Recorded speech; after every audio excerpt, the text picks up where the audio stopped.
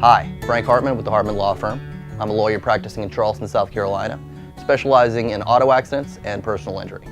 Today we're talking about the dirty little secrets of defense attorneys.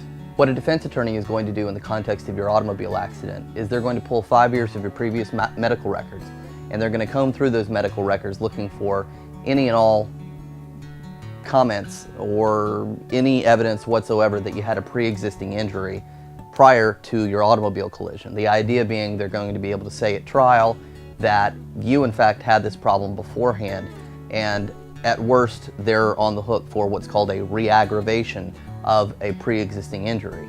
And what that does is it diminishes your overall value of your case, because it makes it seem as though your injury actually happened before the automobile collision.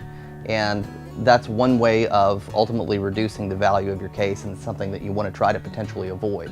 However, you're going to have to provide those medical records in the context of discovery anyway, because that's just the way, it's the nature of the beast. Once a summons and complaint is filed, any and everything is on the table, and usually it's at least 5 years of previous medical records. The second thing that a defense attorney is going to do to affect the overall value of your case is with regard to liability.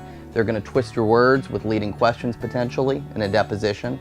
They're going to ask you things like, well, how many seconds do you think elapsed between when you saw the defendant pull into your lane and when you actually impacted him? And then maybe you answer, I don't know, 10 seconds.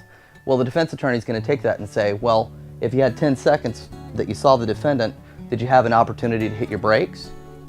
And once you start answering those questions, it takes you down a path in which you're essentially making it so that you contributed to the collision, which isn't necessarily the case, but that is the nature of a leading question. The third and final thing that a defense attorney is going to potentially use against you in the context of your automobile collision is eliciting comments from you that seem to diminish the overall impact of the injury to you. Asking questions like, you know, are you still able to do certain activities of daily living?